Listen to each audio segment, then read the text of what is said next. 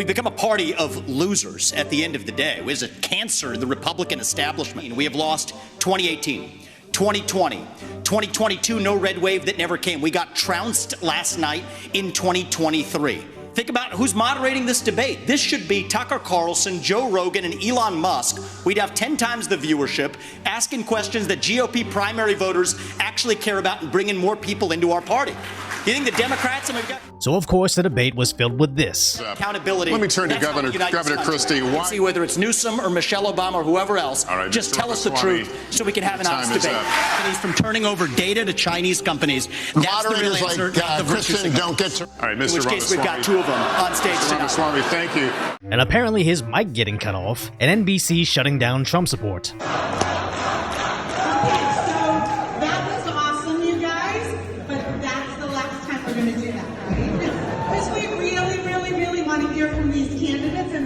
Really hard for us tonight, okay? So I just think this is the sad reality of the Republican Party right now. They know their voter base no longer stands with establishment warmongers and legacy media, but they still refuse to venture outside the dwindling audience of NBC and Fox for actual connection to voters, either through Elon's Twitter, Tucker Carlson on X, or even a Joe Rogan, because they simply won't do it, as they won't be able to control the narrative. Just look at how the New York Times interprets the debates for their readers, saying Nikki Haley and Christie outperformed Vivek Ramaswamy, while although petty, I don't think Haley was really winning anything. Well, I want to laugh at why Nikki Haley didn't answer your question, which is about looking at families in the eye.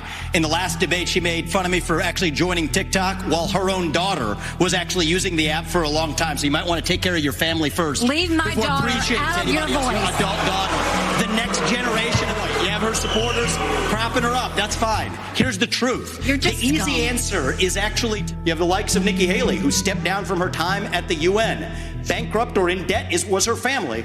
Then she becomes a military contractor. She joins the board of Boeing and otherwise, and is now a multimillionaire. So I think that that's wrong when Republicans do it or Democrats do it. Do you want a leader from a different generation who's going to put this country first? Or do you want Dick Cheney in 3-inch heels? All right, Mr. In which case we've got two of them on stage tonight. Now Haley replied saying, her heels aren't for fashion, but ammunition, and like myself, people have no idea what this means, and I mean nobody knows what she's trying to say. And although this is just petty gossip and drama that's surrounding actually trying to pick the next president of the United States, this is somebody that most Americans don't even know. And with that tweet getting millions of views of some incoherent statement about fashion and ammo, I just don't think you could chalk up that performance as a win. Now I don't like the idea that you have to appeal to low information voters that are easily swayed by social media, but that's the reality of our elections since 2008. Republicans have had over a decade to learn the new game, and really the only one that's playing to win is Donald Trump, and oddly enough, the other outsider in Vivek Ramaswamy. And interestingly, Vivek called out two people being Cheney in heels, where he is likely referring to Florida Governor Ron DeSantis and his peculiar gait.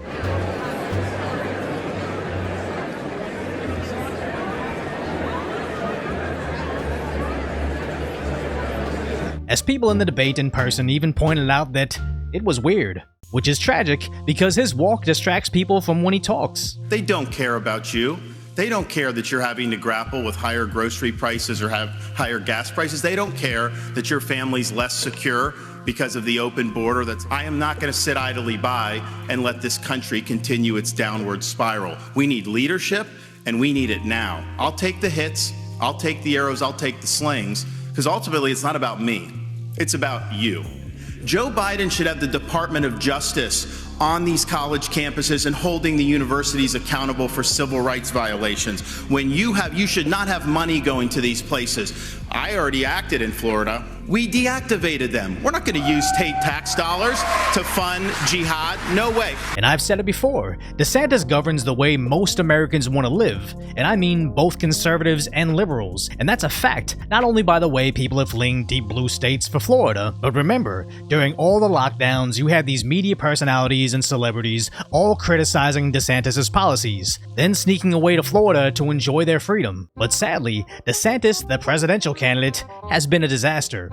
People aren't talking about his policies, they're talking about his heels. He is most definitely wearing heels, so Ron DeSantis' shoes have been looking very weird lately, and the thing is, people online have noticed that somehow at the age of 45 he seems to be getting taller. That's when images of his shoes were analyzed online, with some on Twitter claiming that he is wearing heels of up to 4 inches tall. But when the podcast host brought out tennis shoes that were his size for him to put on and then properly measure height in front of an audience, DeSantis quickly shot the idea down. They're memeing about his feet, and everybody is getting in on it, and it's just sad now. So DeSantis' size will go down like Howard Dean's BR. Andrew Yang's cream. Who's next? Get out of here!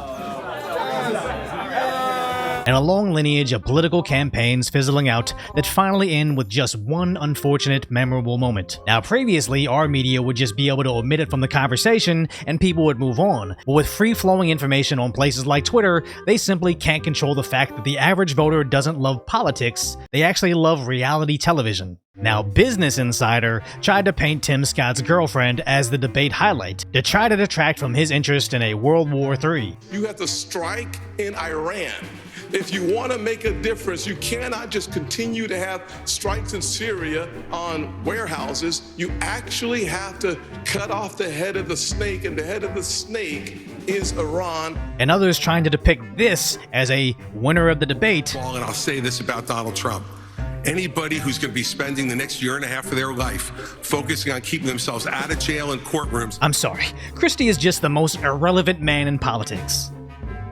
Because let's be clear, these debates are just like baseball games between teams that were already eliminated from the playoffs and are just trying to get some reps in before the offseason. And again, I say this as a person that thinks that Vivek and DeSantis are leagues better than most of these so-called conservative politicians. I just think these Republicans need to stop playing the establishment game when they already know it's rigged against them. Why play their game when the referees just admitted they fortify the score for the other team? At least Vivek calls it out and Trump just plain opts out. I know some people will say, well, they have to show up to the debates, it's how it's done. But remember, a couple years ago when the debates were bothering Biden's bedtime, he just canceled one. The media still covered for him, and the media still went after Trump. So we know that no amount of truth is going to change how the legacy dinosaur media portrays it. They have zero virtues, they have zero values. They're just there to push a narrative. NBC will constantly go at Kanye West for saying awful things about a certain people, but if a college professor goes out and actually ends the life of one of those certain people, apparently they'll just play it off. So no matter how much the media can try to spin what happened during the GOP debates, it can't change the fact that most people don't even care. But if you appreciate my concise, lighthearted commentary on the tragic status of today's reality,